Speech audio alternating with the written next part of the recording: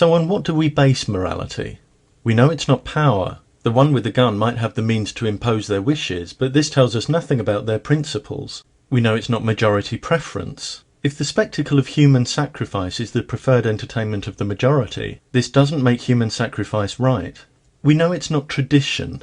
The fact that a practice may have endured for generations tells us nothing about its virtue. And although what's written in law may largely reflect what a society deems right or wrong, we know law doesn't determine morality. Laws can be unjust. When asking this question, it can be useful to consider how we go about assessing moral problems. In Society 1, children are branded witches and blamed for famines and floods. They're ostracised by their parents, starved, tortured and killed. What can we say about this? Well, we know these disasters aren't due to magic but natural processes. So before even having to consider the moral dimension, we can reject this behaviour outright as resulting from a false view of how nature works. What makes it a moral matter is the kind of harm it involves. For things that cause no harm, moral condemnation simply isn't appropriate. For example, homosexuality is often misidentified as a moral issue, but gay relationships involve no intrinsic harm, any more than mixed ones.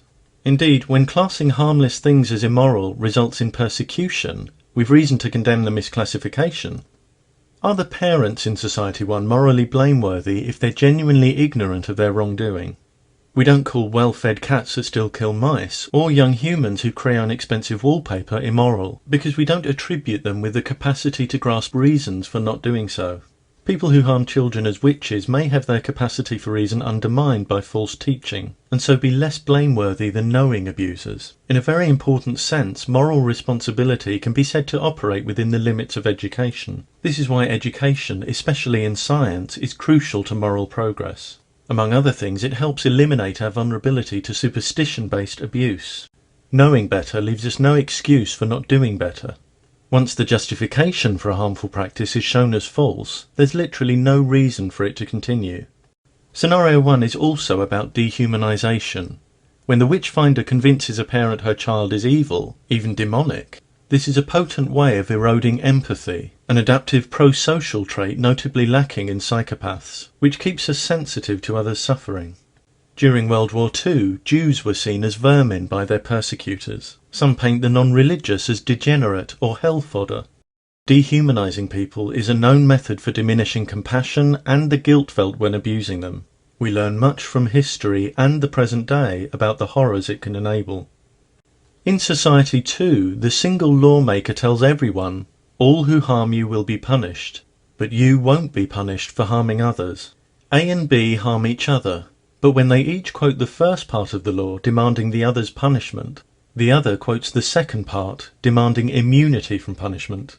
According to the law, A and B must be both punished and immune from punishment. This is the kind of absurdity that results from having an egocentric system, where only one's own suffering, desires and so on matter. If suffering is bad in principle, then claiming it's wrong for others to hurt you while you hurt others would be appealing to the same notion of justice that requires you to recognise your own wrongdoing.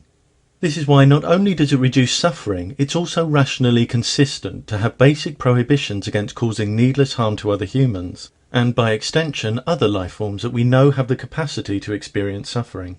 Besides, part of morality's essence is adopting a plural view, recognising our impact on others and adjusting our conduct in response. Of course, sometimes causing harm is rationally permitted.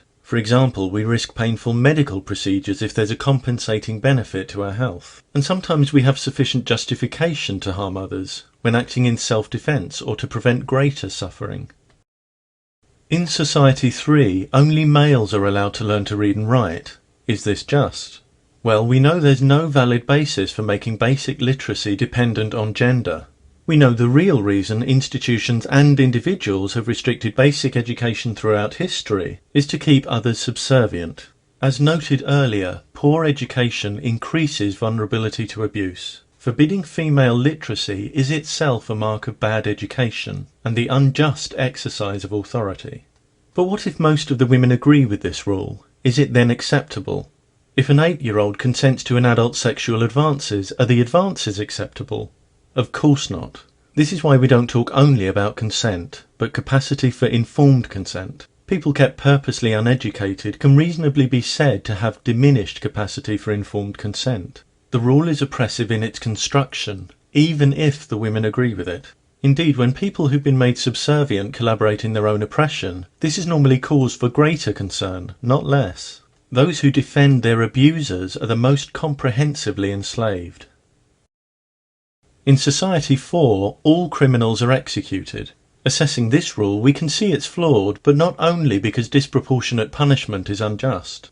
Under this rule, those who commit minor crime have nothing to lose but all to gain by killing witnesses, even suspected witnesses. Murder can't increase the consequences for them. It can only inflate their chances of evading execution.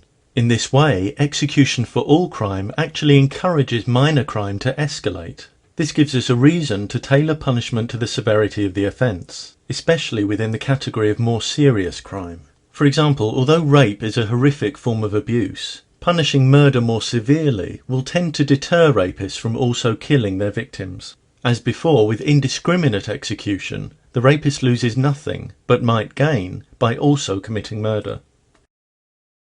In Society 5, the Premier declares smiling on a Tuesday immoral. This causes no identifiable harm, so there are no valid grounds for declaring it immoral. Nor can it be made immoral by forbidding it in law and then saying it's immoral to break the law. If this was how morality worked, any arbitrary behaviour could be made immoral.